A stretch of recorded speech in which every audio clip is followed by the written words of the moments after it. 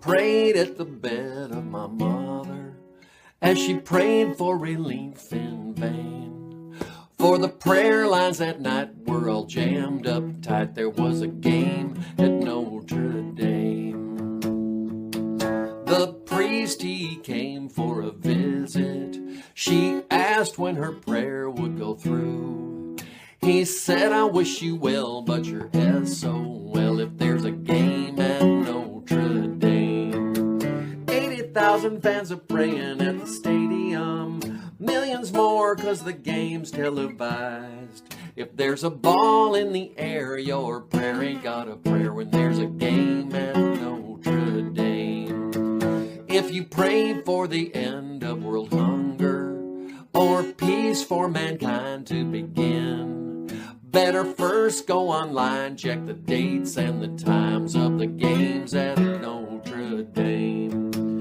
80,000 fans are praying at the stadium.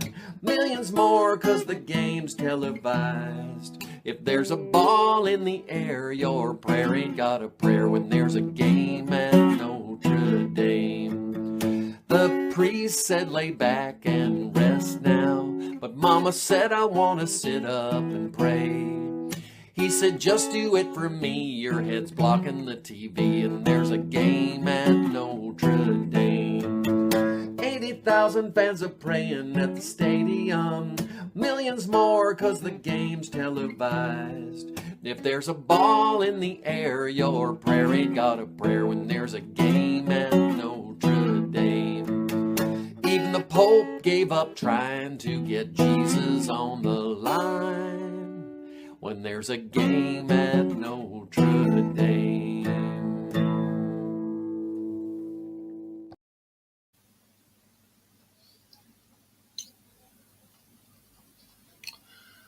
All right, I am here. We're just going to wait for a few people to get here before we actually start the show. But for now, that is right there, Notre Dame's 2024 regular season schedule. And we are a little over 3 weeks away. Hard to imagine.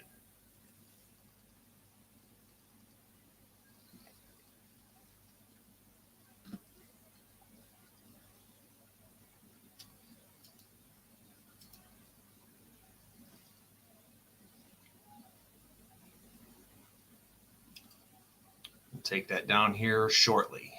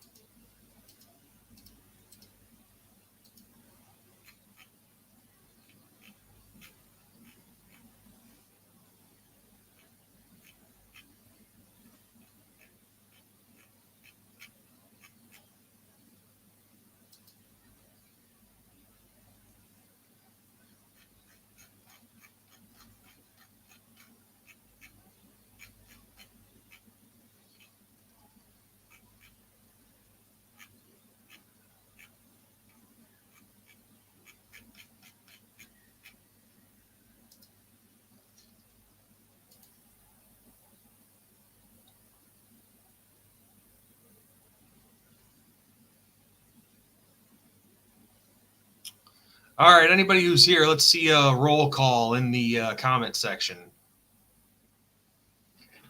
Let's see who all's watching. So I know there's one person at least.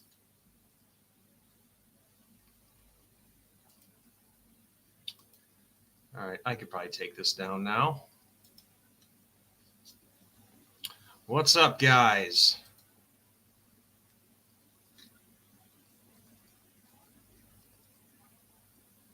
It's always good to take just a few minutes once you start filming here.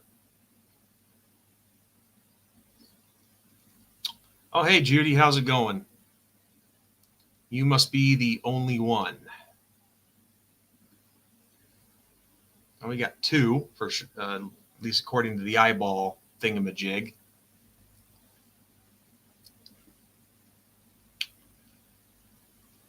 Northwest Georgia, cool.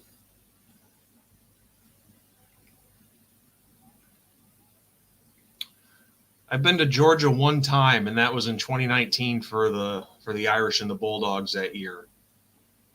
And I stayed. Oh gosh, what was the name of the town? Is it Toccoa or something? It could be.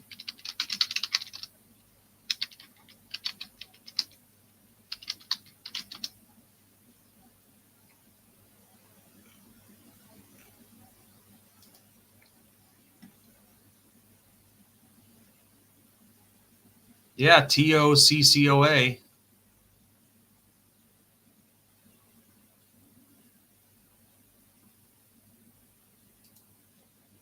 Anyway, that was that's where I stayed. Yeah, it's really not too far away from Athens. It was I don't know, 30-40 minute drive, if that.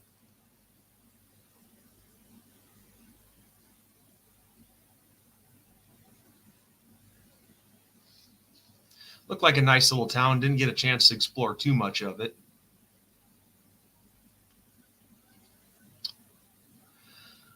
Oh, yeah, we'll wait, see if we can't get a few more people on, and then we'll start going. But really, whenever Ben and I go live, we mostly just wing it anyway.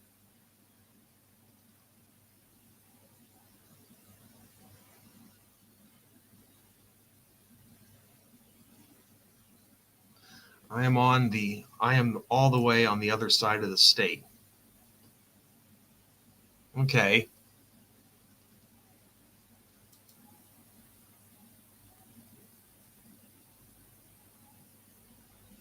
Okay. All right. So my county borders Alabama. Okay. Yep. Because I try to get a visual of the state.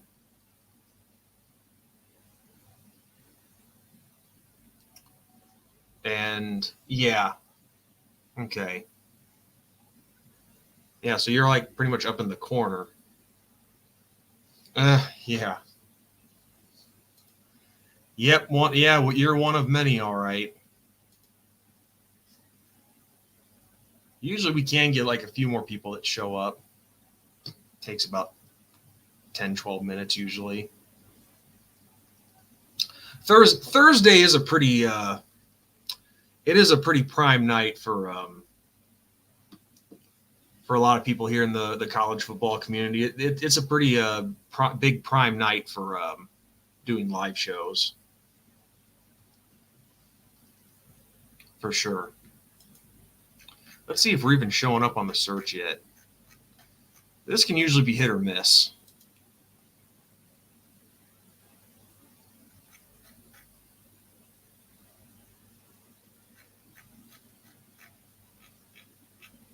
It's funny, when you think you tag and title a video just right, that it should pop up. No, it doesn't. Yeah, we're not even showing up in the top search yet.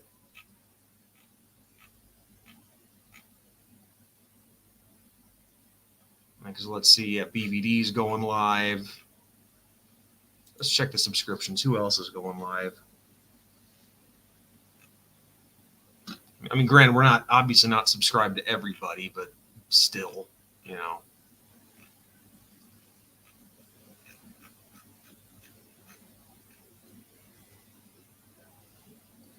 Yeah, BVD's live. A lot of channels from the Voice of College Football are live.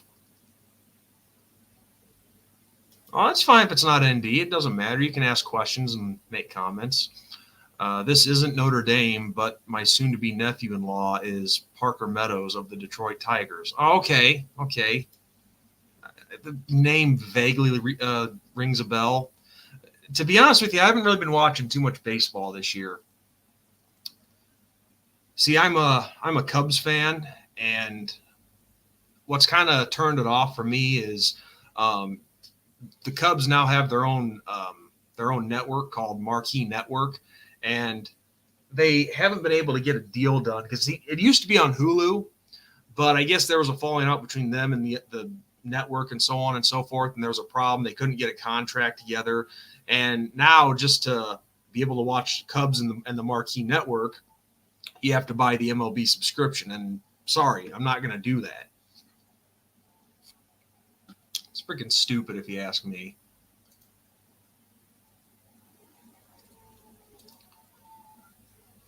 Oh, boy.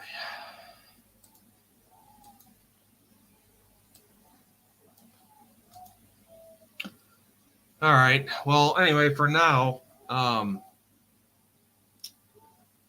okay, we got two people. Great. Growing up, we were Cubs and Bears fans. I still am. I mean, I still watch the Cubs, don't get me wrong, but it's just usually when they're on Fox or ESPN or something. Well, all right, we got two people for sure watching, so I'm going to go ahead and drop this in the link, this link in the live chat for you guys. So this is for if anybody wants to get on and talk to me, you have a question, comment, whatever, there you go. There it is. Just click that link. You guys will be brought into the backstage, and I'll bring you on. But I'll say this first off, just to kind of get things going here.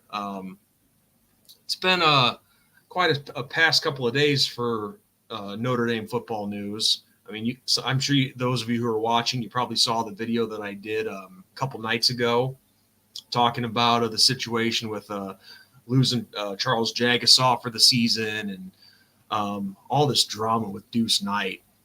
I mean, nothing official has happened yet. He hasn't officially been flipped.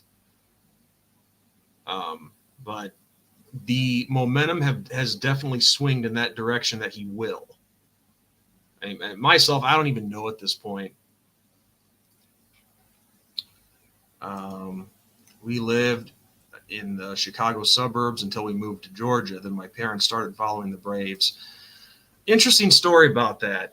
A friend of mine that I used to work with many years ago, in the sports history of his family, if you will, they all used to cheer for the old Milwaukee Braves when they were still playing in Milwaukee. A huge family of Milwaukee Braves fans. But then once the Braves moved from Milwaukee, it's like, okay, they moved, they're not in the area anymore. Let's find somebody else to cheer for. And they ended up going with the Cardinals.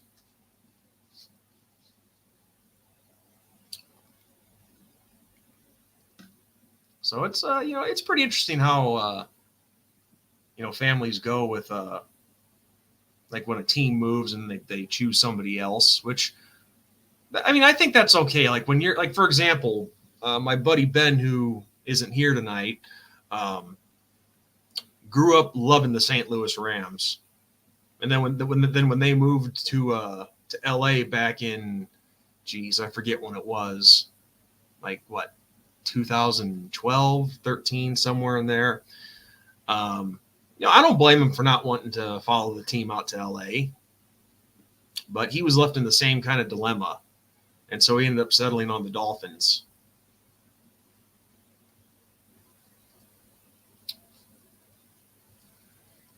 But anyway, to keep things going here a little bit, as I said in the video that I did the other night, man, losing Charles Jagasaw on that offensive line for the losing him on that offensive line for the Irish, that is, man, we're going to be okay. I'm confident that we're going to be okay because there is a lot of depth and talent on that offensive line.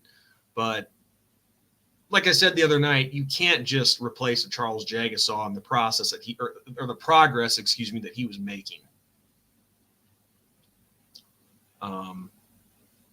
And actually, that kid is a local product.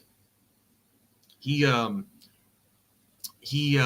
to school at nearby Rock Island Alleman, which is a private Catholic school, and he really shined. He really shined there.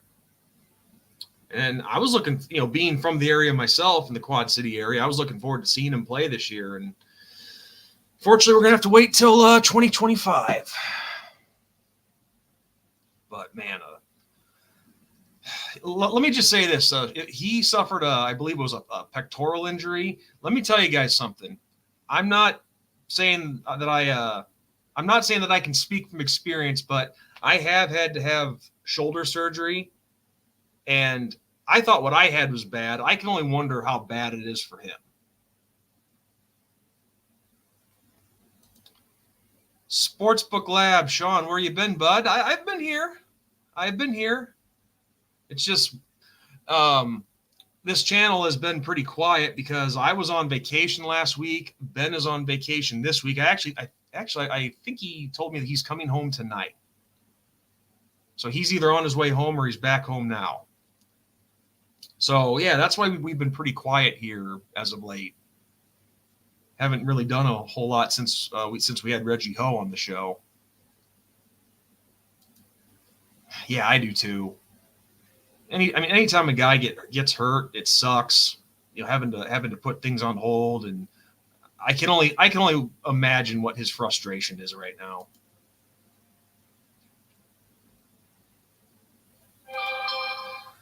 Yeah, thanks, man. I got you. I'm good. I'm glad you got some vacation time, bro.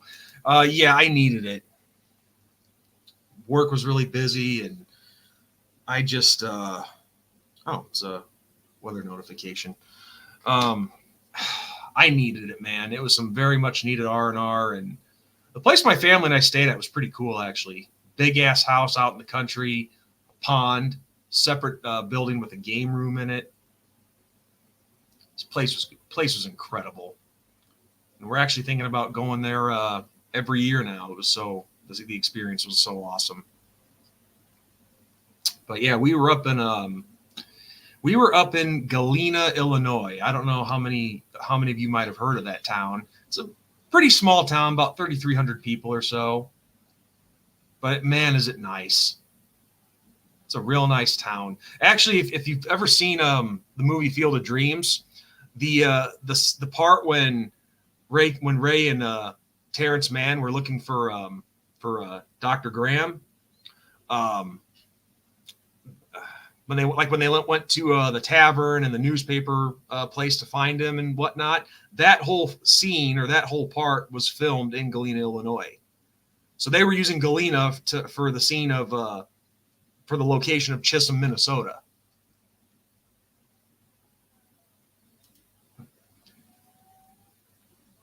Do what you can where you are with what you got. Exactly. Okay, Judy, you've been there too, huh? Cool. So you know what I'm talking about. Yeah, the northernest most part of Illinois, pretty much right on the border of Iowa, next to Dubuque, and very close to Wisconsin as well. And it was crazy. You could see the weather from 3 different states of what was going on. It was pretty cool. A very elevated and hilly type place, that's for sure. I mean, basically it was the Ireland of Illinois. So many similarities. Having been to Ireland myself, seeing the countryside there, and yeah, it was really cool. Oh, Southern Illinois. Okay, cool. Where at, if you don't mind me asking? And if you want to keep it private, I can respect that.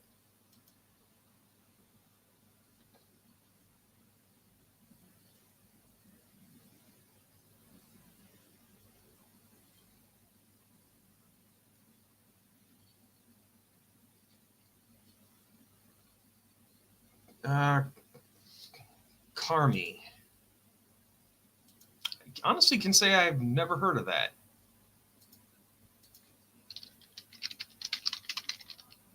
That's what we got good old Google for.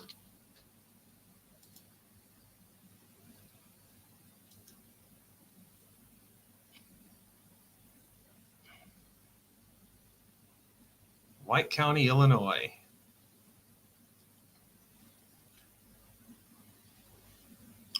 Oh yeah, so you're kind of like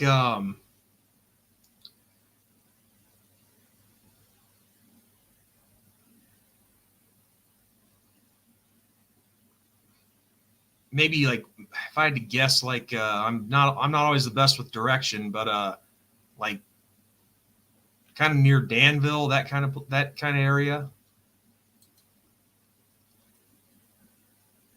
Yeah, it looks like a small town from what Wikipedia is telling me. About 5,000 people.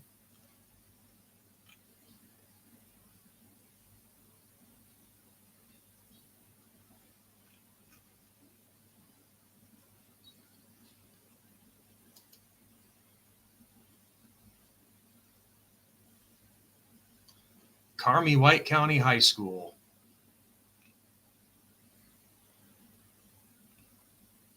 So it looks like a single A or one A class.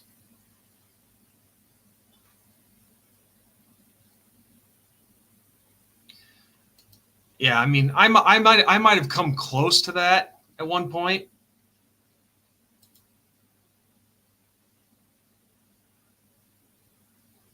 Yeah, I'm familiar. Oh, 2A. My bad. I mean, it looked like a small school, but I forget exactly where the cutoffs are for Illinois' A classes. I've heard of it, Evansville, Indiana. Isn't that pretty much southern Indiana? Like most southern part of the state, just about. I know it's not extremely far away from Louisville, Kentucky, like an hour and a half, maybe something like that.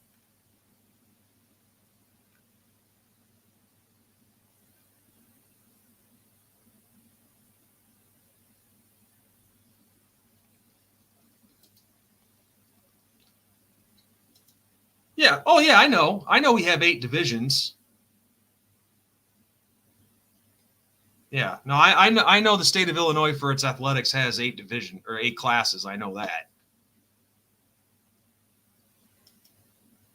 And like where I grew up in Geneseo, that is now more solidly a 4A size school. We were 5, and I think we one year we played 6A. But you, for the most part, we always tinkered back and forth on 4 and 5A. And of course, 7 and 8A would be like, your Chicago suburbs and all that. Some Peoria schools in there as well. Then 5 and 6A would usually be like, your Quad Cities and all that. I'll tell you one thing, I'm so glad that the state changed its mind not to go to district scheduling. That would have sucked. Unless you're in the Chicagoland area, of course. But yeah, anyway, I didn't see any signs for it or anything, sports book. But when I went to Georgia, when I made my way down there in 2019, the route that I took was through through Danville, and then it took me through Indianapolis and so on as I was heading south. And of course, passed through Louisville and Tennessee on the way, and so on. But yeah, guys. So anyway, let's like I said, I'll post it again. I'll keep posting it periodically in the live chat for you. But anyone who wants to get on and ask a question, there's the link to get onto the chat onto the show, and we can go for a few minutes. I can't say that I have. The Evansville Aces, can't say that I've heard of them. But yeah, so yeah. Anyway, with going back to Charles Jagasaw for a second, no, I feel so bad for the kid, and from what it sounds like with for the offensive line going forward, it sounds like they've been putting Tosh Baker in at left tackle. But from the articles that I've been seeing, they could easily put that. And I know his last name's Wagner, but I forgot how to pronounce his first name. But there was talk that they could put him in at left tackle as well. Oh, Emil, excuse me. Guess it wasn't as hard as I thought. Yeah, Emil Wagner.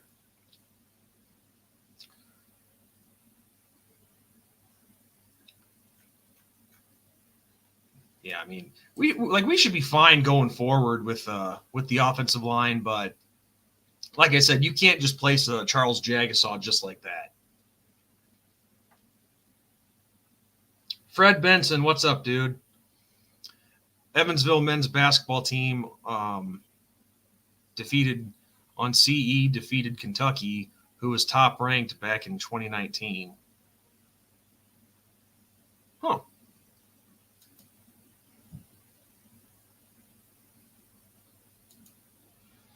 How do I think Ian Book and Sam will do this preseason? I don't know, man. See, is Ian Book, is he still with the Saints, or did he go somewhere else?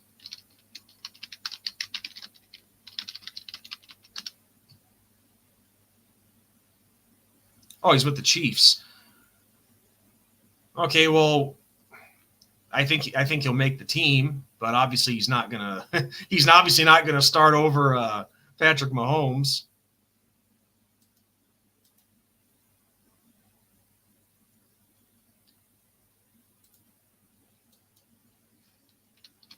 And Sam Hartman, for a moment I wasn't even sure if he was on a roster.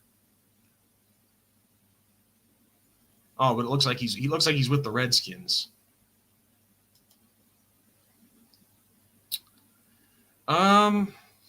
It's a good question. I'm taking a look at the quarterbacks they have. Obviously, they just drafted Jaden Daniels, and you got Sam along with Jeff Driscoll and Marcus Mariota. Well, I mean, obviously, Sam's not going to start.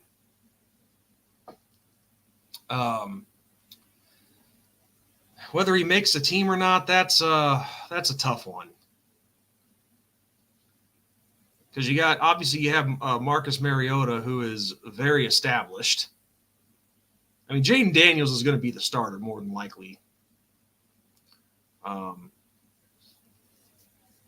guess it just depends. If the Redskins carry 3 total quarterbacks, and I could see Sam making the team as the third string, but obviously if they only go with 2 on the 53-man roster, he'll probably end up being on the practice squad.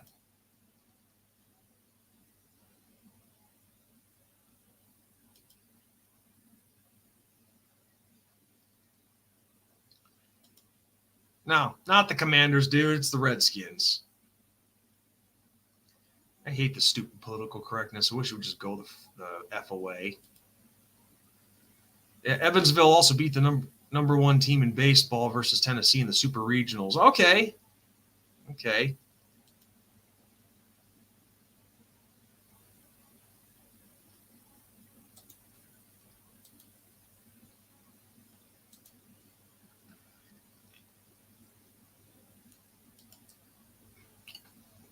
Well, I can't, just so you guys know, I can't give anything away just yet, but we will have another surprise coming to the channel here in the very near future.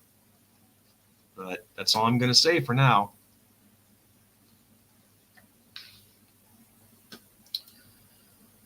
So yeah, getting back on topic.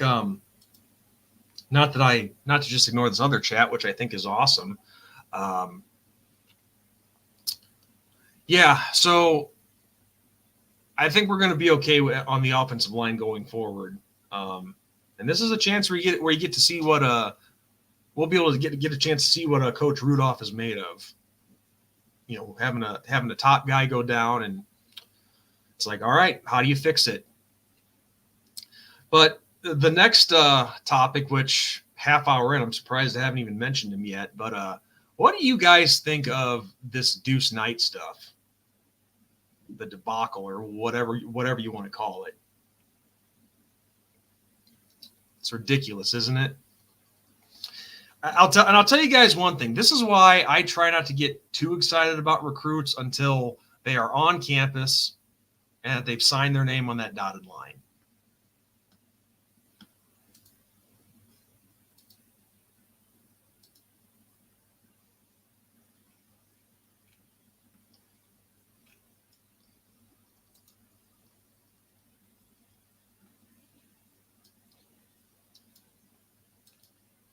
But I'll tell you guys this much about with Deuce, the whole Deuce Knight situation. And I've said this many times already. I said this the other night. I've said it many times before that, and I'll continue to say it until I see something different come the start of the 2025 season.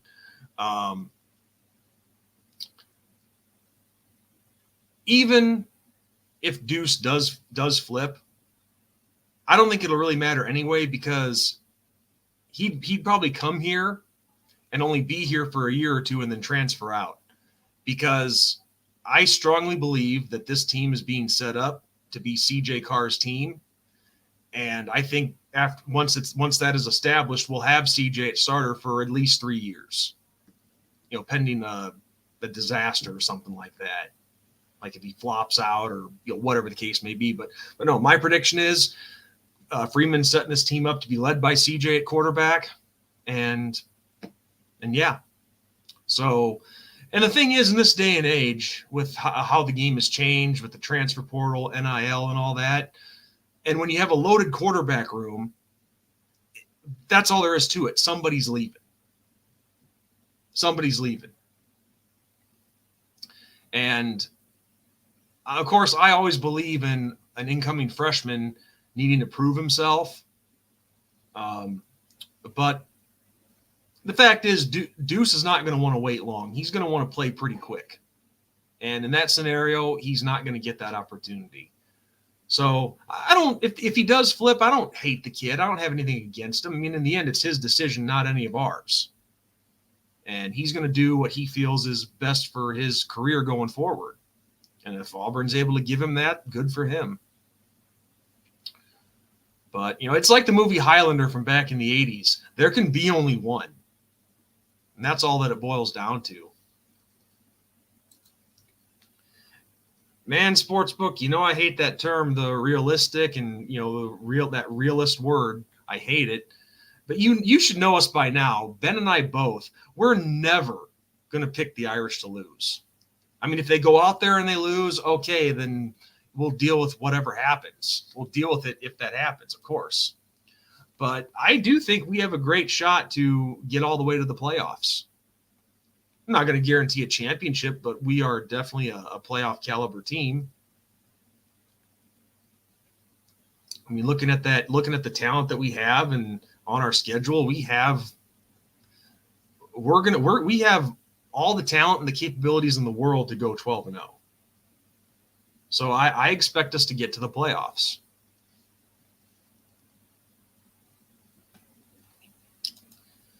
What about Steve? Is he going to transfer next year? I don't know. I honestly don't know. I mean, my prediction was it was going to be him or Kenny.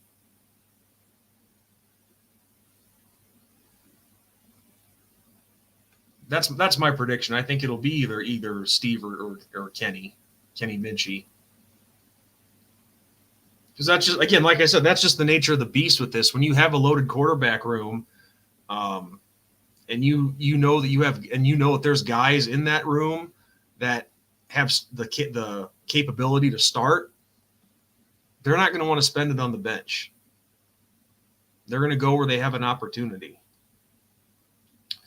And it's funny, guys. I had and I exposed this creep, and I'm not going to mention his name, but there's this one dude out there. Apparently, he's mostly like a Facebook big mouth. He goes to all the Notre Dame Facebook groups, and he claims he's such a hardcore fan, but all he does is he trashes Freeman, he trashes the players. He actually had the audacity to say, and this is the point that I was getting at, he messages me personally and says, "See, I told you," like after the Deuce Knight news broke that Auburn was trying to it was strongly insinuated that Auburn was going to flip him. He says to me, "I told you that Freeman was a fraud, that he can't recruit, blah blah blah blah blah." And I'm like, "Really? How is he a fraud?" Because some guys change their commitment or they transfer out. That's every school. But if anything, when you have a loaded quarterback room like Notre Dame does, and with talent and potential, I'd say it's doing a pretty damn good job recruiting. I mean, the fact that you can bring all those guys to your school. I mean, granted, Deuce Knight isn't officially here yet. He's still on the recruiting trail. Or, sorry, that's to describe a coach on the recruiting trail. He is still just technically a recruit. But the fact that Freeman's getting guys who, in my opinion, probably wouldn't have given Notre Dame a second look, I mean, that's impressive. I mean, look at the talent that he has brought in that has stayed. Cam Williams, Jaden Greathouse, CJ Carr, a couple of running backs whose names I'm blanking on right now. All these defensive guys as well. I mean, it's incredible the job that he's done. But let's talk about the fraud comment for a second. Because I've dealt with this guy before. I almost want to put his picture up, but I'm not going to do that. Plus, I made a promise to Ben. Because, see, that's the thing. That's where Ben and I are so different. I'm more the aggressive type, and I don't hesitate to rip on people, which I admit has gotten me in trouble a couple times. Not severely, but, what I mean is mostly you look back on it and you're not proud of it. But let me just say this about the fraud comment that this guy made. Who really, you got Marcus Freeman, who's on the recruiting trail, really wants this kid to be a part of his team. And this kid says, well, the day he commits, he says, I'm 100% Irish all the way. Well, if he ends up leaving for in this case, Auburn, who's the real fraud here? I mean, really think about it. Who's in that situation? Who's the real fraud? The coach that's trying to bring the talent in, or the kid who is all of a sudden backing out after saying he's 100% Irish for God knows how long, and then all of a sudden he's going to leave because he gets a better offer, or whatever the case may be. And I'm not bad mouthing Deuce. I'm not trying to say that he's a fraud or this or that, but really, in that, since you make a comment like that, who's the real fraud? It kind of speaks for itself. But yeah, he very likely so. Very likely so that he's looking at NIL options.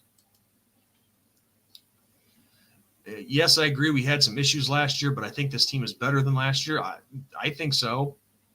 And of course, I'd like to have Alton Fisher back, but I can't complain with what we still have. It's a great team. Now we just got to see him get it done on the field. Generational haters everywhere nowadays. It's crazy. Yeah. I'll get to that in a sec. Yeah. Because Kelly got really lazy on the recruiting trail.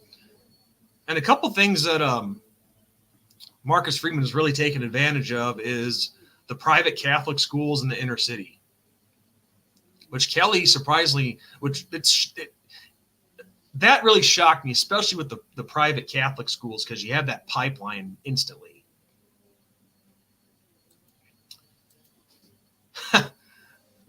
LOL, Big Ben is a good brother. He's just looking. Yeah, he always does. Really, he really does. He doesn't want to, see me get all worked up and bent out of shape. And also, like, when doing the show, I mean, we're really trying to, like, for example, when you bring on like people like former players or other people associated with Notre Dame in some way, you want to be professional. We're always about building our credibility. We're always about building our credibility. And it's true. You're not gonna know for sure how people might react to certain things. Like say we have a guest coming on and they check out our channel and they see me getting angry or whatnot. They're like, man, do I really want to go on their show? Seems kind of sketchy. And I guess I can understand.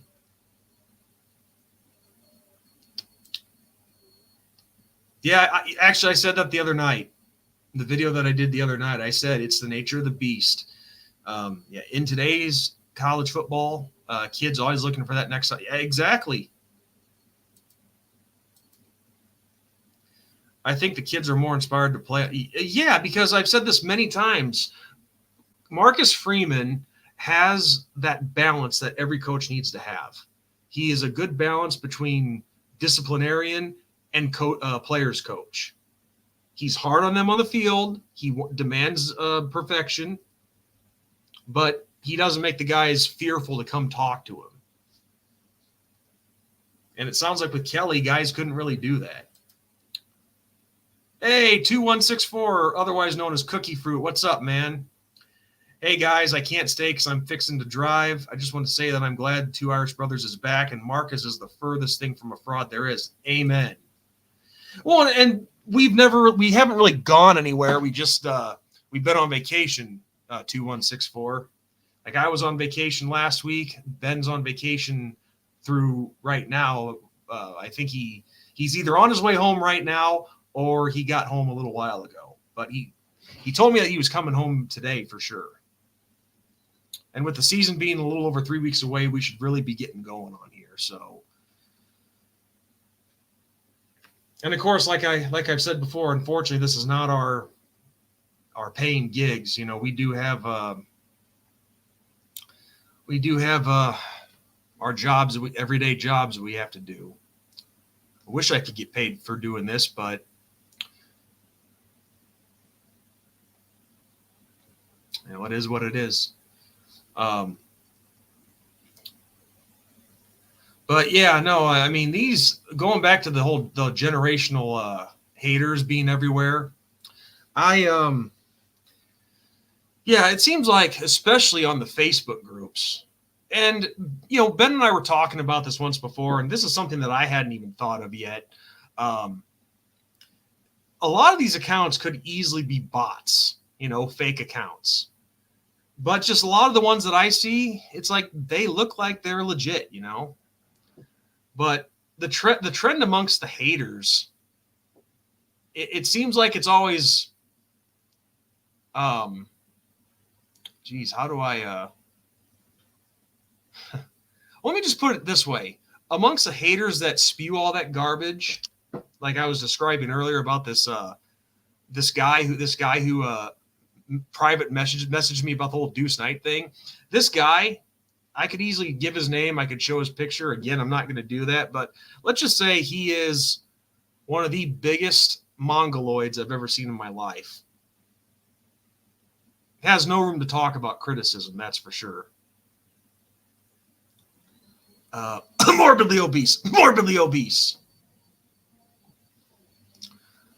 But yeah, this was a guy that I had seen all over the place. But a lot of these haters on the Facebook groups, a lot of them are older folks, which really surprises the hell out of me, because you would think that it's the older folks that would provide a bunch of positivity, but they don't.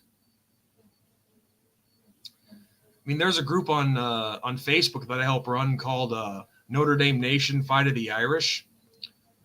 That website, it was full of that garbage. This guy that messaged me, he was on there. A few other regulars were on there. And it just would piss me off like no other, the stupid things these people would spew out of their mouths. And well, long story short, and I'm not saying this is all because of me. It's not. But the creator of the page, he made me an admin on there, and immediately I started getting rid of the trash. And we were as low as like 5,000 members. And this, like I said, this part's not just because of me. We have a great admin team on there. We all work together. We all do a great job. We've all cleaned that place up, and now we have over 22,000 members on there. And I think that's because a lot of people are sick, and like the true fans, they're sick and tired of seeing the negativity, the realists and the trash spewing their crap on there. And I probably shouldn't have done this, but the guy that I've been talking about, I exposed the hell out of him on the page. Some people thought it was hilarious. Some people didn't like it. But I'm not about bullying or anything like that, but if you're going to be act like a piece of trash and have a big mouth, then I'm going to expose you.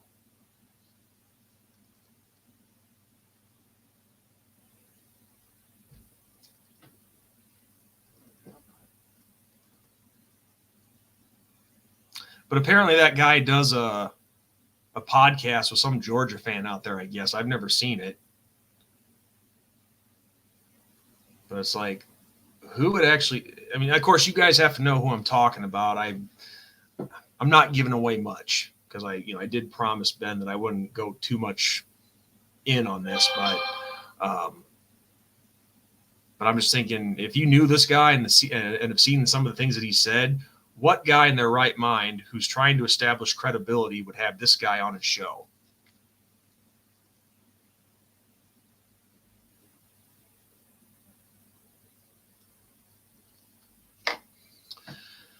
But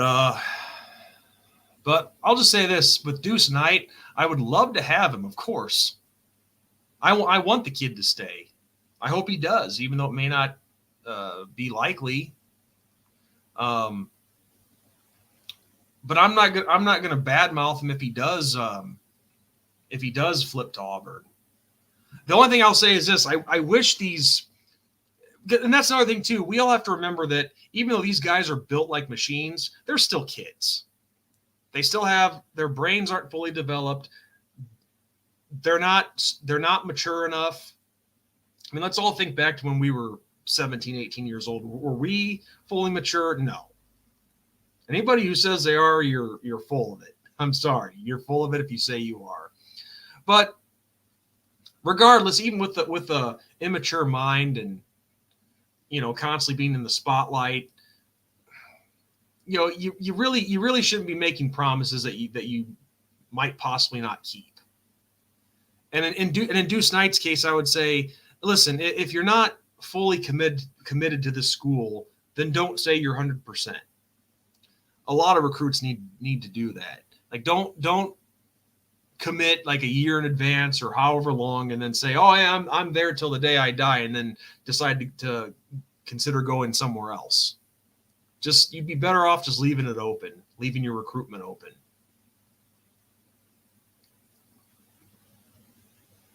Because this is really the first big decision you're making in your life post high school. So you gotta learn a little something about loyalty and not dragging people along. See, because my nephew, he's going to be going to college He's going to college this year to start playing football at a school in Iowa, Division III school. I was watching his recruitment, and I can tell you one thing: he was a wreck with all these schools that wanted him, and in the end, there can be only one, right? So believe me, I understand. I get that it's probably very hard for Deuce right now. I mean, after having seen my nephew go through his recruitment and trying to make a decision. But I can tell you one thing about my nephew is he didn't lead any schools on for a long time. He made his decision like near the end, and he stuck with it. So, but yeah, anybody have any questions? Like I said, here's the link if you want to come on and talk. I'd love that. I mean, not that interacting with you guys in the live chat isn't cool. Of course it is, but you want to come on and talk, that's more personal. But yeah, any questions, just don't hesitate to ask. Let's hear them.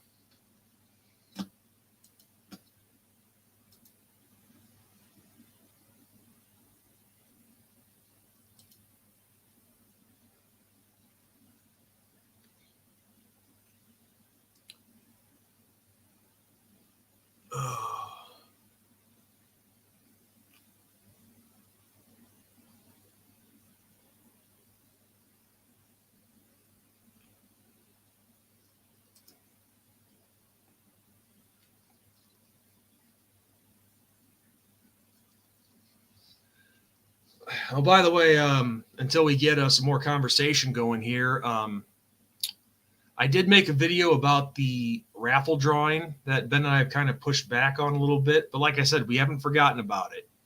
But one thing that we're contemplating doing is doing each drawing live, so that way nobody can accuse us of having it fixed or anything like that.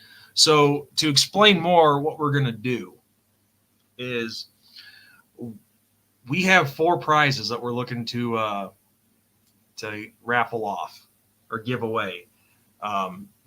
This year's edition of the shirt, a year subscription to Blue and Gold Illustrated, an autographed picture of us, and I forget what the 4th prize was.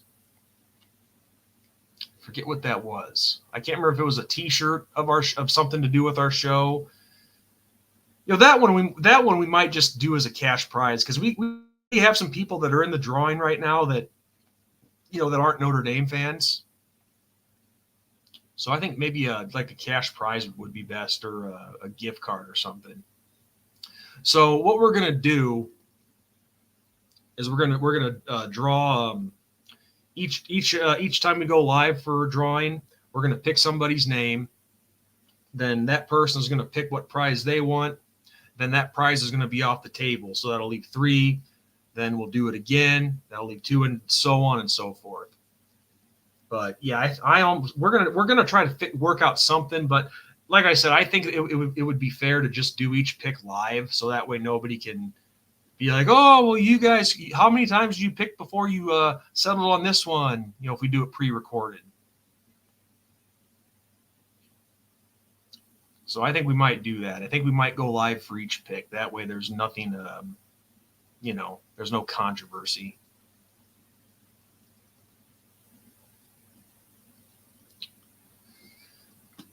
But yeah, it's been like I said, it's been an interesting last couple of days for Notre Dame football news.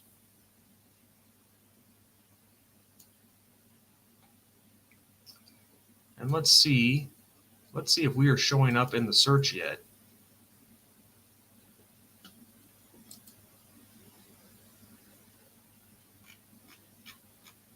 Yeah, no. Like I said earlier in the stream, I said it used to be whenever we went live, we would usually show up in the the front, not the front page, but a few down from the top search. And so far, nothing when I search us here on YouTube. So that's a bummer.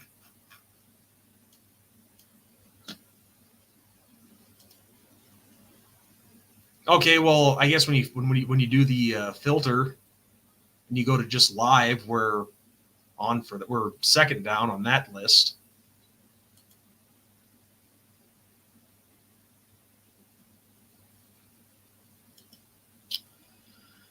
Actually, my name is SEAN, but no big deal. I'm not going to throw a fit over that. How much playing time do I think Bryce Young will get this year?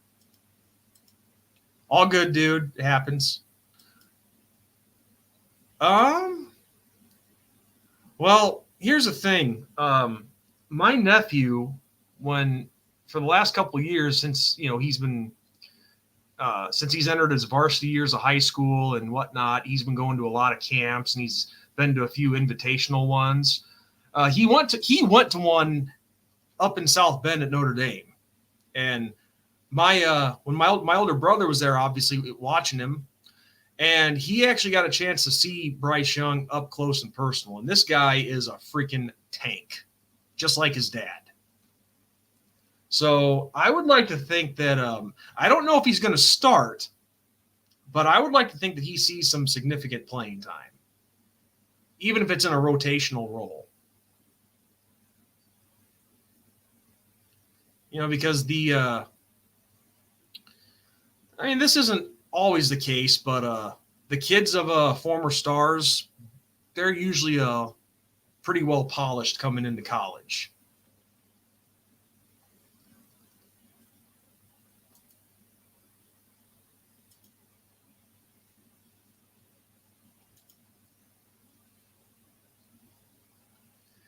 That's the thing. I am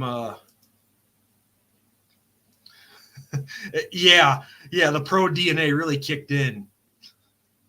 My brother said when he saw him at this camp that my nephew was at, he told me that the Bryce's kid or Bryant, excuse me, he told me that Bryant's son was built just like him. Just an absolute beast. But overall, I'm really looking forward to seeing how our defense is, because I think the defense is better than last year. From what it sounds like too, is we're probably going to see a couple of freshman corners in there this year, according to what Coach Freeman said during his press conference for the opening of summer practice. I definitely know we're going to see a couple of freshman running backs, like that. What's his name? Kendron something. This is the thing that sucks. Is I got to get myself more familiar with the guys coming in.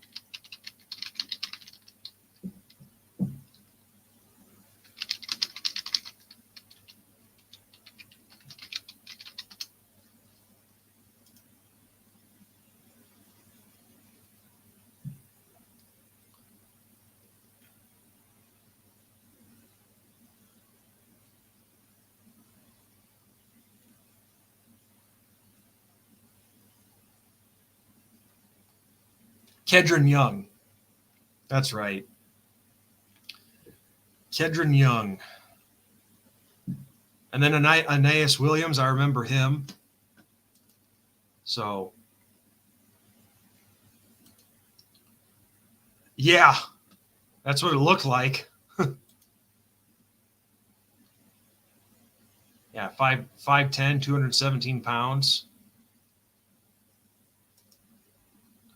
Kid looked really freaking fast.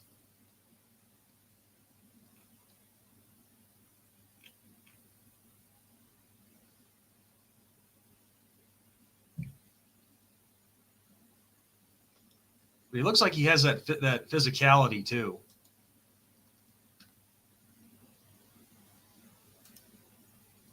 Oh, I know, right? And that's the thing. Well, that's the thing. Nobody can be giving these guys any kind of shit whatsoever. They're freshmen.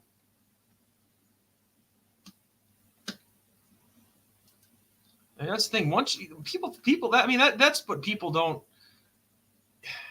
I'll never understand that. It's like they're freshmen. They haven't really seen any significant snaps yet at all. And,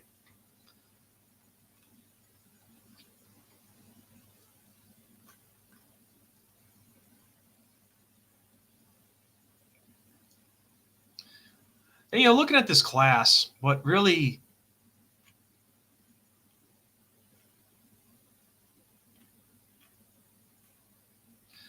pissed me off too is that dork that I was talking about. He was going on about how he couldn't bring in like 4 or 5 star receivers, but yet here you have Cam Williams, 4-star, Logan Saldate, who actually are our buddy Ryan Fravel from Week 0 Productions. They had him on their show for an interview. Logan Saldate, 4-star. Granted, there's only 2 receivers in this class, but let's go to 25 to see what we got cooking so far.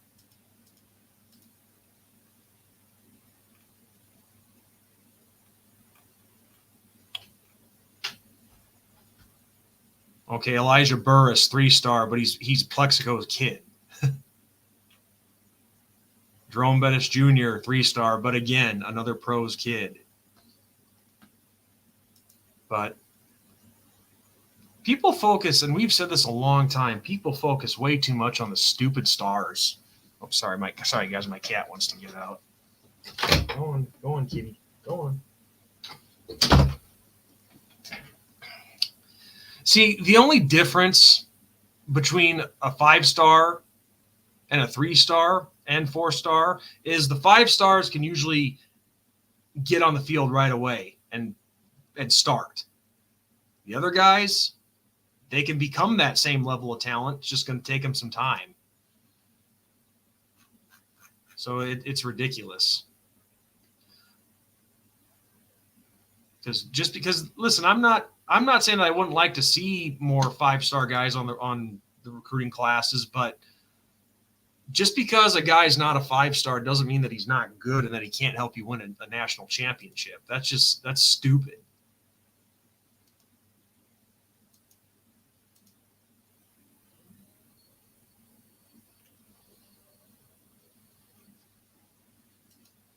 I was taking a look at the future classes real quick. So I don't know, man. It's just Micah Gilbert was a 4-star in that class. Yeah. That's right.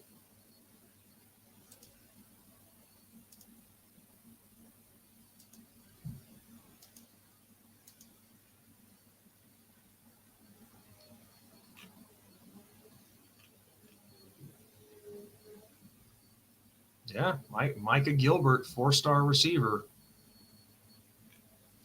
But oh my gosh, is he? He doesn't have that 5th star though. He must not be talented. He must not be good enough.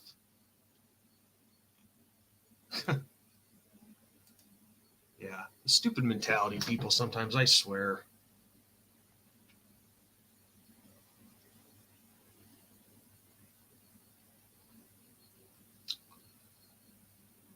Oh, but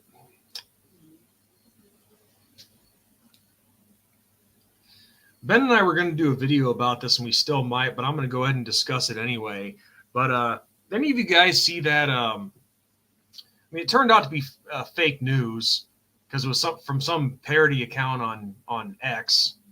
But I got to say, though, the dude, parody or not, he got almost 2 million people to see this post. But what do you guys think about that that article that came out that was talking about Notre Dame along with Florida State, Miami, and Clemson going to the Big 12? About that idea, that scenario, I should say. But at the same time, would it surprise me if there's talks going on that we don't know about? No, that wouldn't surprise me one bit. But what would you guys think about that?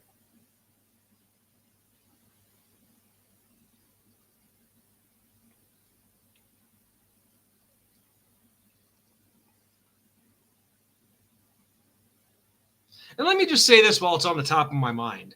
There are so many people out there in our fan base that if in the scenario if Notre Dame does join a conference, so many people want it to be the Big Ten. Big Ten, Big Ten, Big Ten. And they almost think like we are obligated to join the Big Ten conference. No, we are not obligated to join shit. We're not. We don't owe the Big Ten anything. So why does it have to be the Big Ten if we do end up joining the conference? I'll never understand that.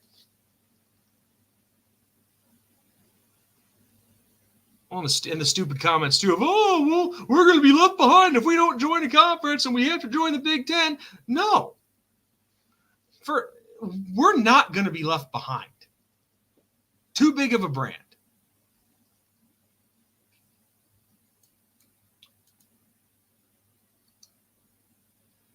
I really haven't thought about Notre Dame going to the Big 12 very much. It's always been ACC or Big 10. Well, it would have to be the ACC because of the current contract we have. But in this article, it's referring to if Clemson and Florida State could get out, then that would break up the ACC's grant of rights deal, and that would pretty much destroy the ACC conference, thus leaving the Big Ten, the SEC, and the Big 12.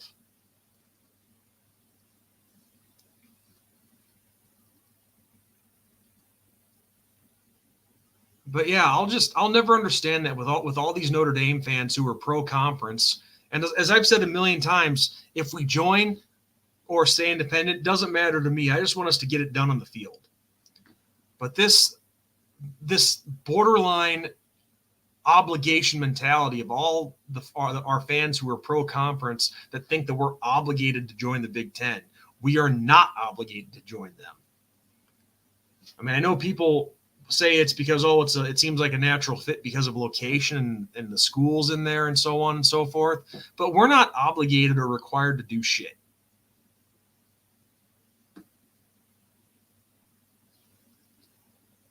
Exactly. No, we're not obligated to join anything. And it's like we've said a million times, we wanted to be in that conference decades ago. Fielding Yost was a bigot. Said no, he hated Catholics. They came back in, I think, 1999, I think it was. And it was our turn to tell him to piss off.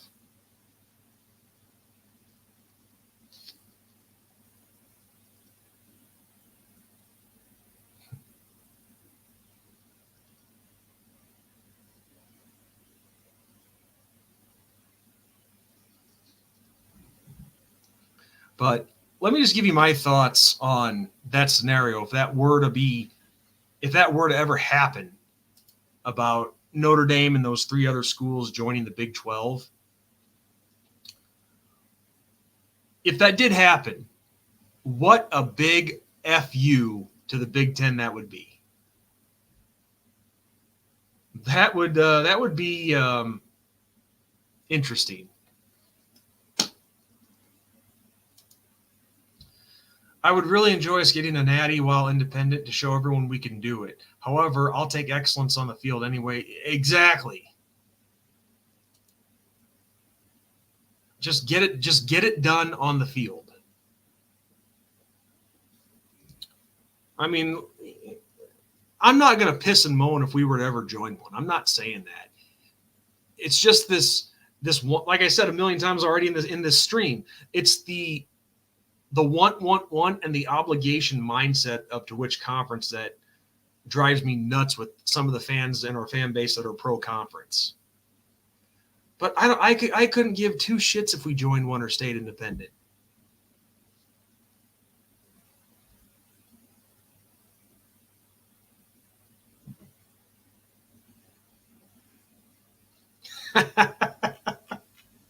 Yes, a big FU to the Big Ten is always a good idea. Absolutely. We don't owe them anything. We have no obligations to them, which is why I never understand this obligation to join the Big Ten mentality from some of our fans.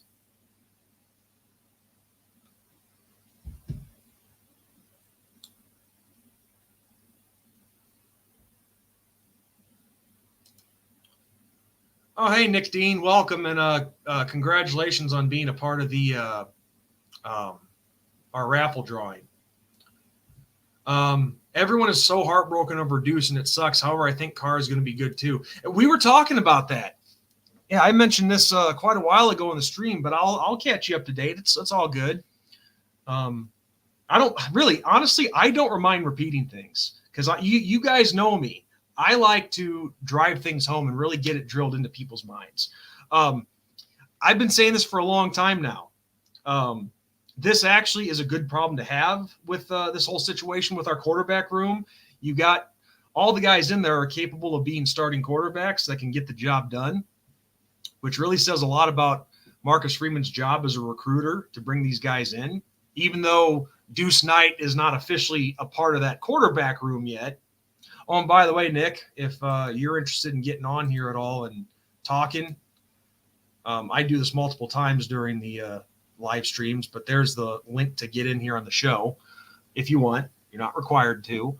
But yeah, even though Deuce Knight is not officially a part of that quarterback room, he's still technically at this point waiting in the ranks right now, depending on what happens. But I've said this many times already. This team, Marcus Freeman is setting up this team to be CJ Carr's team to lead. And I think I think we will have CJ for at least 3 years.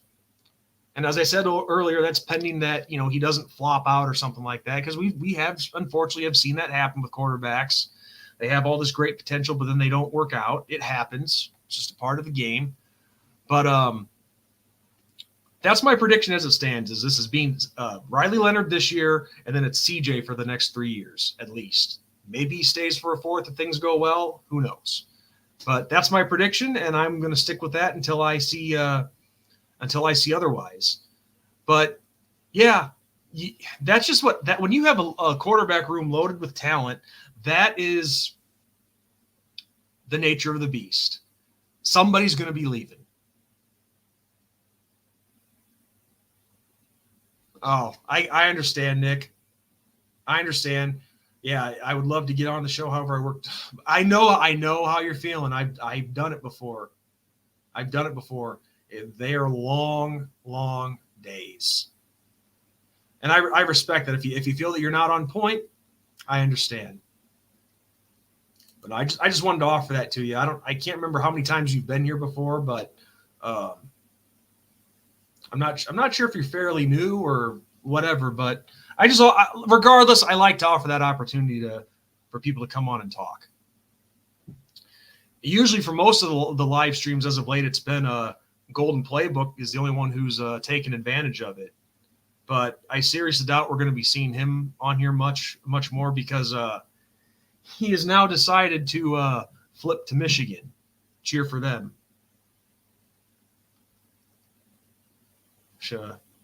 Very funny.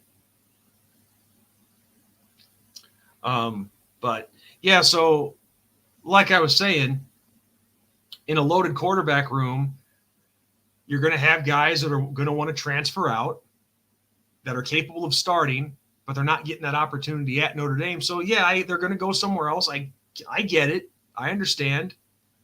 Who do I think it'll be? I think it could be Angeli. I think it could be Minchie. I think it's going to come down to one of those two. And as far as Deuce Knight is concerned, that could be very well what he's seen right now. He's seen that it's CJ Carr's ahead of him, and CJ is a very talented quarterback. He had a nice little scrimmage back in the spring, and I think Deuce knows that it currently is being I don't like to use this term. I hate it because, one, it's kind of creepy because it refers to something else. But for lack of a better term, I think Deuce knows that CJ is being groomed to be the next starter. And if CJ performs well, he'll be under center for at least 3 years. And Deuce is not going to want to wait that long. And you could easily say, well, Deuce, come in and beat him out. One, easier said than done. And two, in this day and age of college football and how it's changed, it's not that simple. Guys are more, I don't want to say impatient, but they're more like now.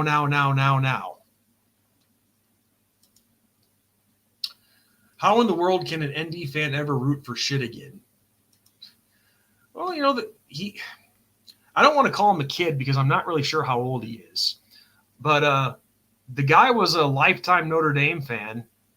And I'm still, even though he's officially switched, I'm surprised he's not here. But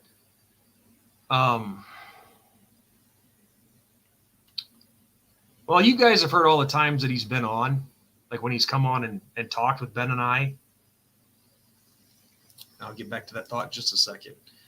Deuce didn't want to wait 1 year, let alone 3, and I think you were right. We can't, honestly, Nick, we can't really refer to him in the past tense just yet because, hold on. I got to go, brother. It was good talking to you. I'll come on the stream next time you guys are on. I'm driving my wife from store to store right now. I'm messaging while parked. Go Irish. Hey, I know what you're talking about, dude. I've been there and done that myself. So, hey, thanks for coming on, my man. It's always a treat to have you come and join the chat with us, whether it's on the screen or in the live chat. It's always a blast to have you here, man. So have a good night, and God bless you. But like I was saying, Nick, in regards to your comment here, we can't technically refer to him in the past tense just yet because he hasn't officially flipped yet to Auburn or wherever. I know Auburn's the top dog in that talk right now, but no, that I agree. If things go as I predict, which yeah, I mean it is just a prediction. I want to make that clear because things as we've seen, they always change. But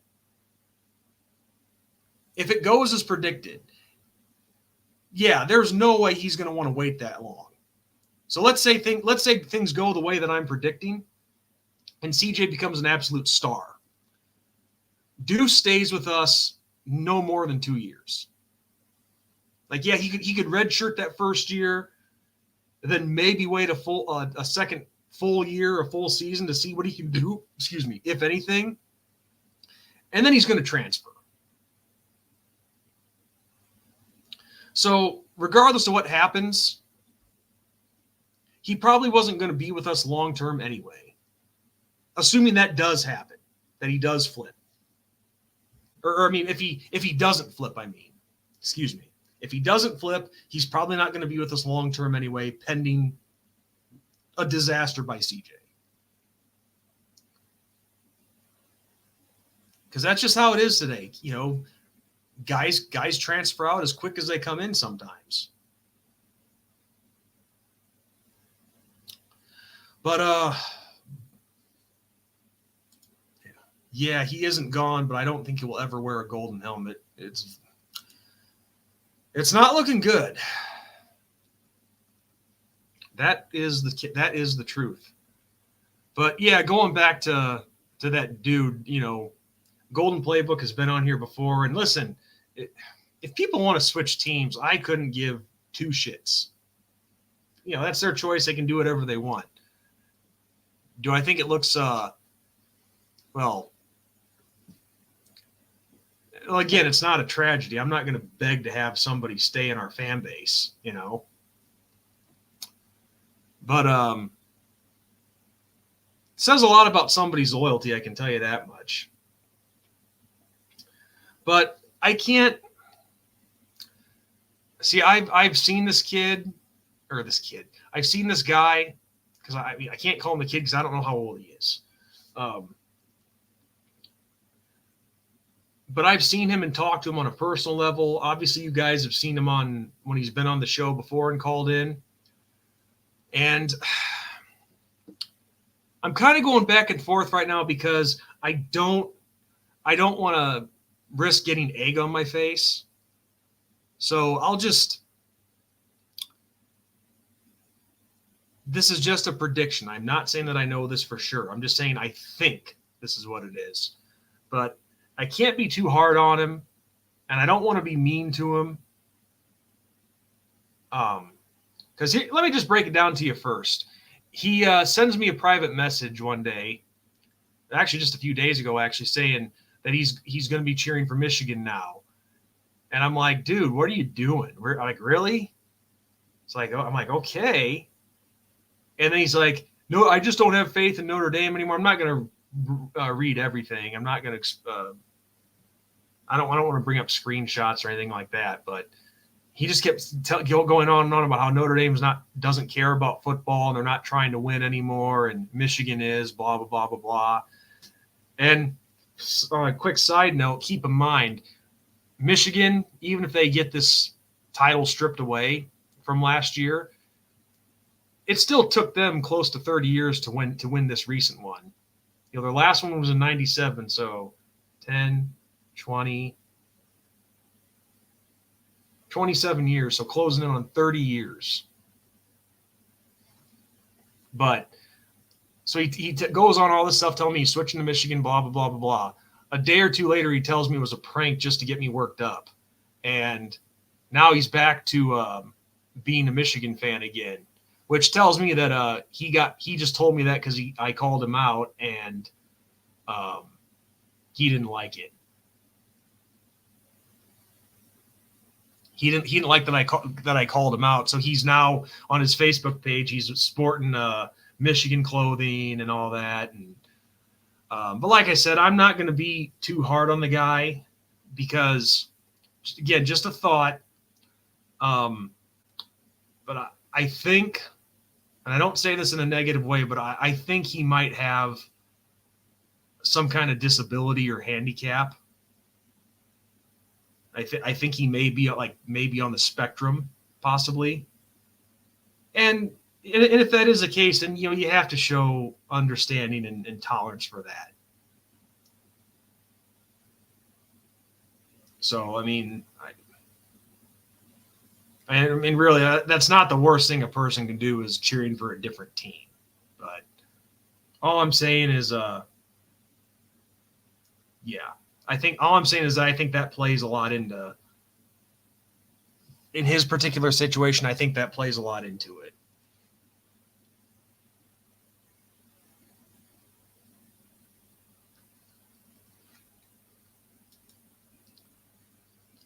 I have a subscription to Spectrum.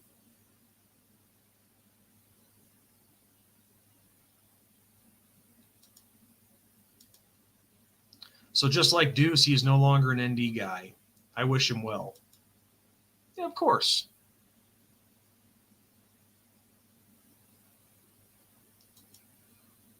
But I'm just teasing. I was talking about Spectrum, the streaming service or whatever it is. And no, I don't really have a subscription to it. No, I'm not. And I'm not. That again, that's just a theory. That's just a theory. I'm not saying he is, but I do think he has. I do think he does have some kind of disability, and I'm not knocking it. I'm not knocking it. I'm not knocking it. Not at all.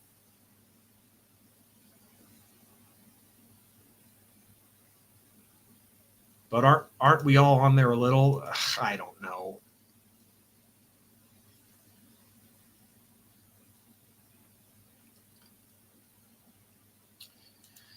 We were talking about this earlier.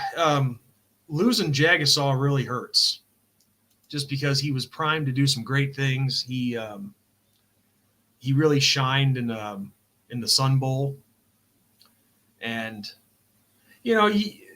put it this way. We'll be okay with the offensive line. I'm not panicking like some people are. But you obviously can't replace a Charles Jagasaw and his size and his ability. But it sounds like from what I've no, Nick, you're fine, dude. You're fine. Sorry, I got here late and didn't bring up old topics. You're fine, dude. Some people don't. I have no problem going over things again. Don't worry about it. But like I was saying, it sounds like they're putting Tosh Baker in at the left tackle spot.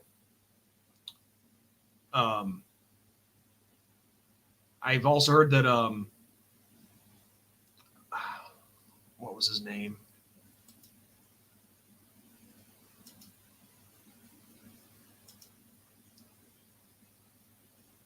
I said his name earlier and I've already freaking forgot it. But Wagner.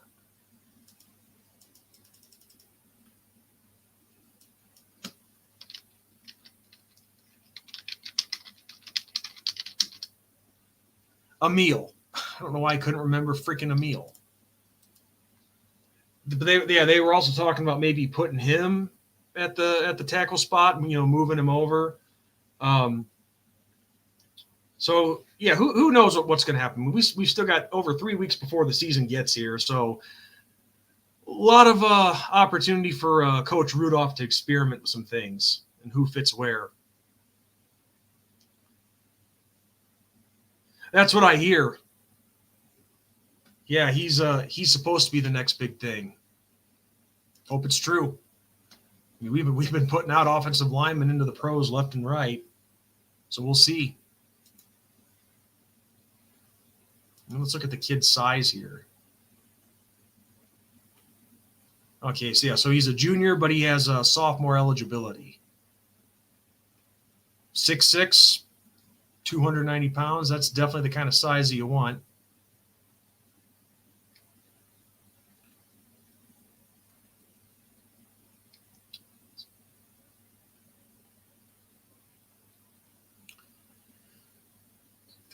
Yeah, got to play in 7 games last year. Yeah, we'll just have to wait and see. But all I know is that just tells me, like I said earlier, that even with the loss of Jagasaw, um, we still have a lot of depth and a lot of talent in that offensive line room.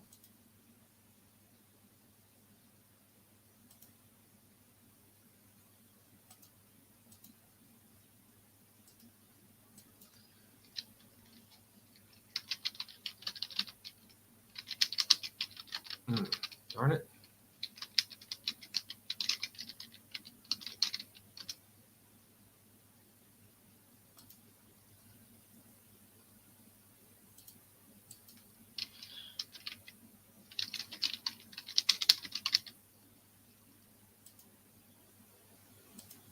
Yeah, Gearby Lambert, huh? True freshman. Ooh, 6'7", 318.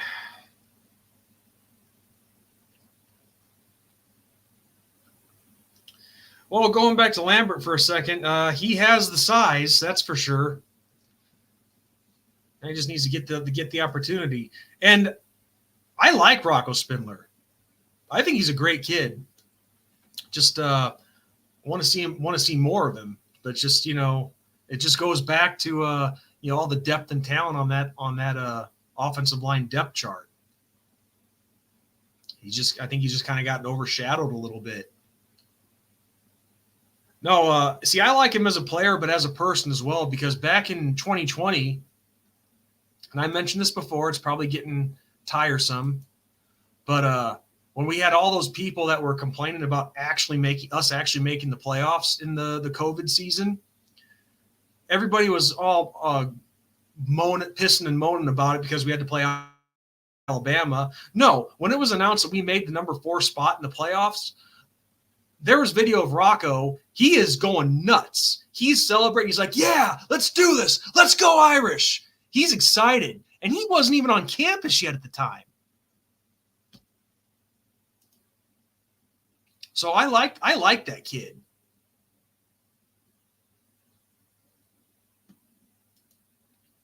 Okay, I am 53 and have a grandson. And when he came to Notre Dame because he made a promise to his grandpa to go to Notre Dame. Yeah, he did make a promise. That's right.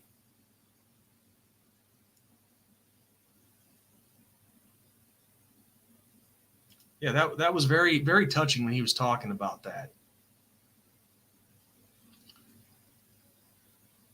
I forget who all was recruiting him. I'm sure Michigan was, and a lot of the top dogs in the Big Ten. But he had a lot of very big schools coming after him.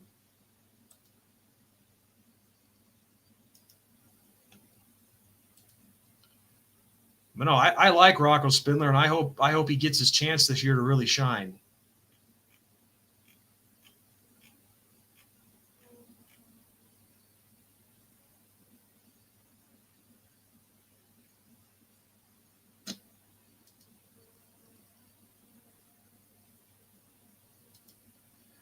Got me in the feels, not gonna lie.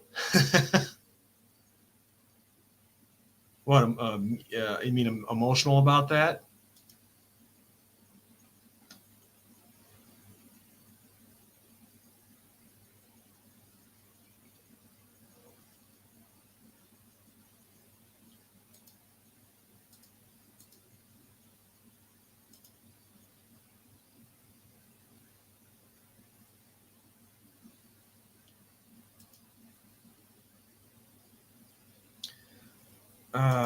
So does Denbrock open the offense up this year? I sure hope so. I hope he does. I mean, there's so much talent there. Just let her rip. Let her rip. But Denbrock was here before, and he proved himself to be a very valuable asset as our offensive coordinator. Did a great job, and I mean, with I'm not saying that Tommy Rees doesn't have the opportunity to learn as he goes forward in his coaching career, but that didn't work. Jared Parker, you guys heard me say this. Anybody who's who comes to coach when he's given an opportunity, I want them to succeed. I am open to giving them a chance. But Jared Parker he wasn't working either.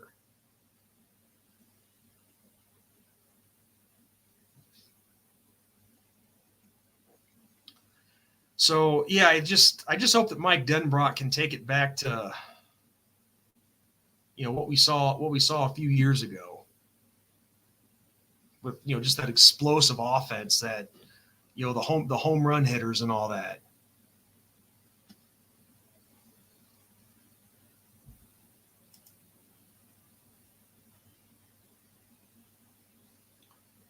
Mike Denbrock, yeah.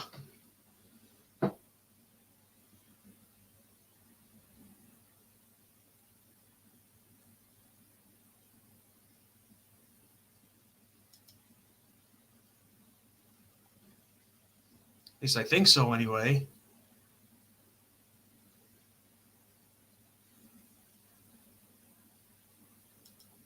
Oh.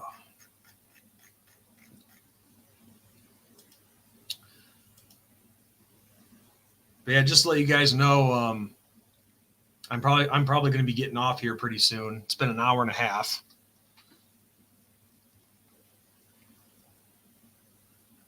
But all I know is once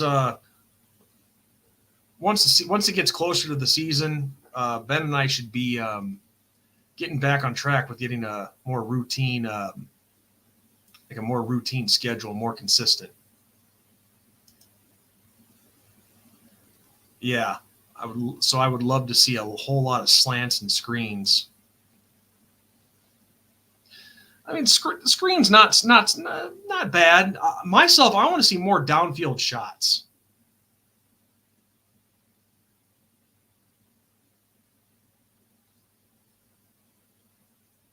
And of course, I wouldn't mind some screens, especially with the speedy backs that we have.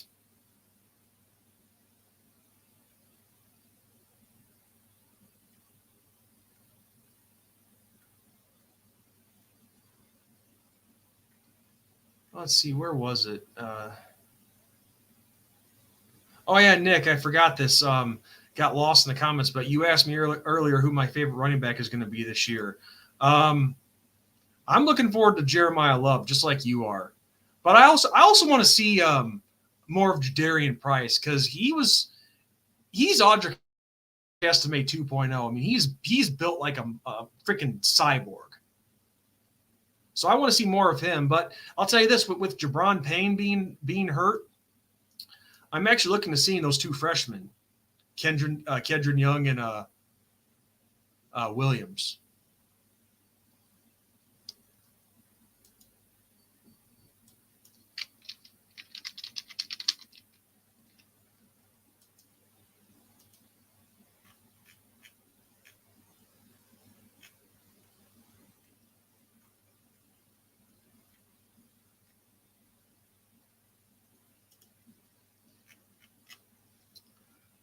Oh, let's see here. Okay, well, right. Yeah, that's true. Downfield when we slow down the pass rush with the screens and inside. Right. Oh, yeah, okay, you got a point. Okay, I will be in your next live show. I subbed about 2 months ago. Okay, I figured you were fairly new. Because I didn't really remember seeing you a lot like several months ago.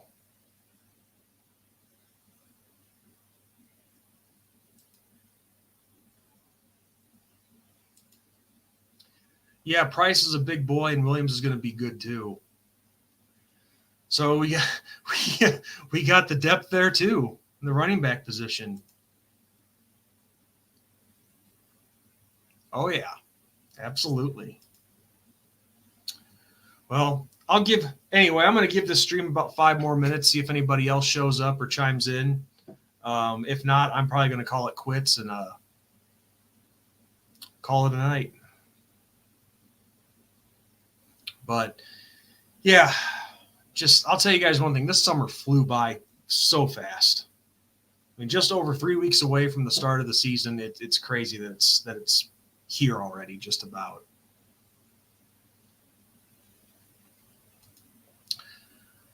I just found you a couple of months ago and love what you guys are doing. Keep up the good work. Well, thank you, dude. We appreciate that very much, and we know that we're a small channel amongst the Notre Dame community on here, but we'd like to think that we put on a good show for you guys.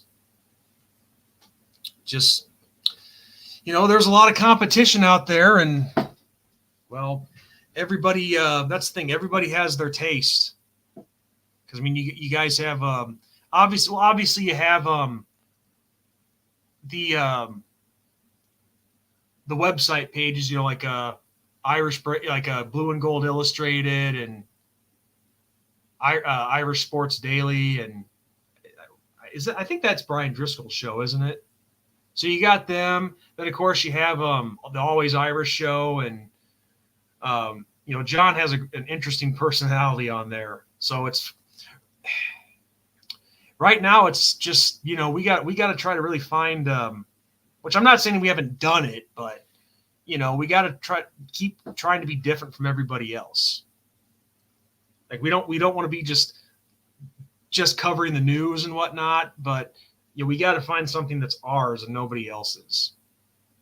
Like I'm sure you guys have probably seen John. He explodes and goes nuts, talking like this, driving his point home.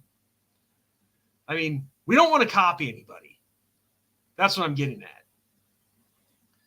But I will say this, though. I was, anybody who's seen this video, 2022, after we lost to Stanford, I released about a 3 or 4 minute video where I was getting completely pissed. And Ben let me have free reign with that one. He said, Sean, if you want to drop some F-bombs, go ahead and drop some F-bombs. I hate saying this, but when we lose and I drop a video like that, that's where the views come. That'll get you some views. So I think that got like 3,000 or 4,000 hits that night. But yeah, so it's all been about just how do we be different from everybody else?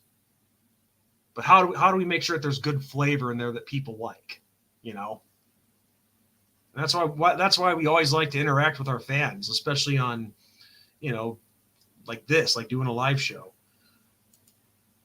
You go into any games this year, I'm looking at going to Florida State, and I think Ben said he was going to Virginia. I could be wrong. I'm possibly looking to go to that game too. So those are the two games that between the two of us we're both looking at going to. I don't myself personally. This might sound silly, but I almost don't. I almost don't like going to the early games anymore in the afternoon because that heat just is brutal. That heat is brutal. Ben and I went to the Purdue game back in 2021, and man, on the post-game video we did, you could see how soaked our jerseys were. Like you could see it coming through, and these are dark blue. Usually, you're not supposed to see sweat in a dark color, but you did that day. Oh, we've talked with John before, but yeah, man, if you want some help, I think John at Always Irish would be a good source. He just wants to get the word out about Notre Dame football out there. Yeah, he's a cool guy. We've talked to him. He's a cool guy. Ben's called into his show before. I've commented on there. It's just myself, I'm not really able to because, when he has his live shows on, it's during the day, and I'm not, we can't be on our phones at work. But no, we've talked to John. He's a good dude.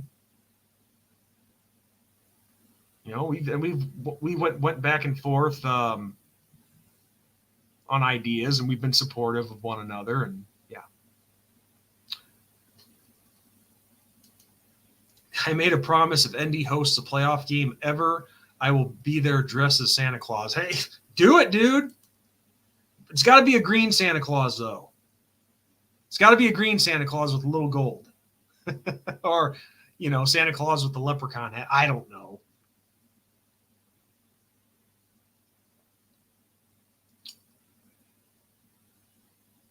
And I don't know if you knew this or not, but did you know that the teams that host the first round games, they don't necessarily have to play them on their home campuses? they could go somewhere else if they wanted to. Because I heard this mentioned on a show called Crane and Company, and they could host the game at a Lambeau Field if they wanted to. Can you imagine playing there in December? I mean, South Bend can be bad enough, but going to the frozen tundra of a Lambeau Field, that'd be crazy. But of course, it should be on the campus because that's one more game for like all the grounds crew and the concessions people and the ushers to work. But then again, I think the ushers might just be volunteers. I don't think they get paid for it. But all I'm saying is that's one more game you could bring in. That's more money you could bring in for the school. I do too. It better be in South Bend. Thank you. That's awesome. All right. Well, I'm going to get off of here and enjoy the rest of my evening. Not that this hasn't been enjoyable, but, private time. So listen, to everybody that showed up here tonight, thank you. It was a great time. Nick, it was nice getting to know you on a more personal level. And, thank you again for being such a great, for subscribing to us and being a loyal follower in the few months that you have been. We really appreciate it. People like you, if we had a lot more like you, that's going to help us grow.